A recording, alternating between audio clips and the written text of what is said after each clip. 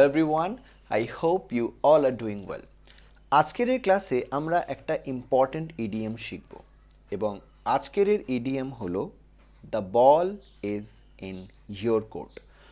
চলো প্রথমে এই ইডিয়মটার মিনিং বোঝা যাক। আজকের এর ইডিয়মের মিনিং বোঝার জন্য তোমাদেরকে একটু টেনিস খেলার কথা ইমাজিন করতে হবে। ধরো তুমি এবং তোমার ফ্রেন্ড টেনিস খেলছো। তুমি বলটাকে হিট করলে বলটা তোমার ফ্রেন্ডের কোর্টে পৌঁছালো। এইবার সেই বলটাকে কোথায় হিট করতে হবে, কিভাবে হিট করতে হবে, এই চয়েসটা কার হাতে রয়েছে? ডেফিনেটলি তোমার ফ্রেন্ডের হাতে।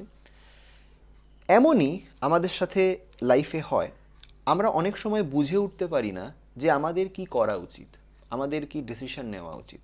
তো আমরা অন্যদের কাছ থেকে অ্যাডভাইস চাই, তারা আমাদেরকে অ্যাডভাইস করে, কিন্তু সেই অ্যাডভাইস পাওয়ার পরেও নেক্সট কি ডিসাইড করা হবে, নেক্সট কি করা হবে, সেই চয়েসটা পুরোপুরি আমাদের হাতে থাকে, রাইট? তো এমন সিচুয়েশনেই আমরা এই ইডিএমটিকে ইউজ করব যখন আমাদের হাতে রেসপন্সিবিলিটি রয়েছে যে আমরা নেক্সট কি করব।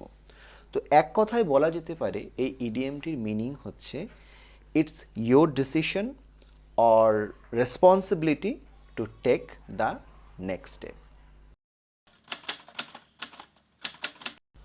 আশা করছি তোমরা মিনিংটা বুঝে গিয়েছো।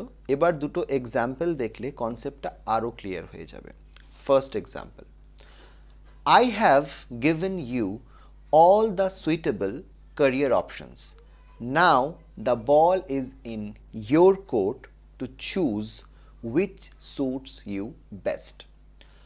ধরো আমার কোনো স্টুডেন্ট আমার কাছে এসেছে, সে বুঝতে পারছে না যে তার ক্যারিয়ারে কি করা উচিত, তাই আমি তাকে বেশ কিছু সুইটেবল ক্যারিয়ার অপশন সাজেস্ট করলাম।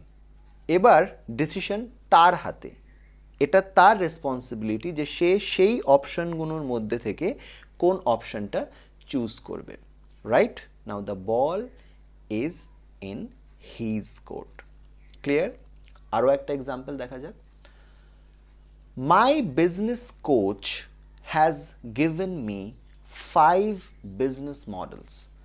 Now the ball is in my court to select one of them that is demanding and profitable too.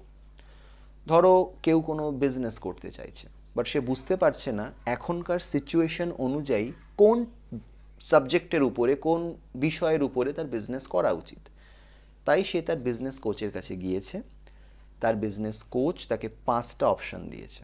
এবার চয়েস তার হাতে যে সেই 5টার মধ্যে থেকে সে কোন বিজনেস মডেলটাকে চুজ করবে যেটা প্রফিটেবলও হবে এবং যার মার্কেটে ডিমান্ডও রয়েছে। তো রেসপন্সিবিলিটি রয়েছে সম্পূর্ণ সেই লোকটির হাতে বা ছেলেটির হাতে, যাও বলা যাক না কেন। আশা করছি এই দুটো এক্সাম্পলের মাধ্যমে তোমরা এই ইডিএমটির মিনিং ক্লিয়ারলি বুঝে গিয়েছো। এবার the ball is in your court, তোমরা এই ইডিএমটিকে তোমাদের ডেইলি কনভারসেশনে যখন যেভাবে সুবিধা হয় ইউজ করো। আজকের এই ক্লাস এখানেই শেষ করছি।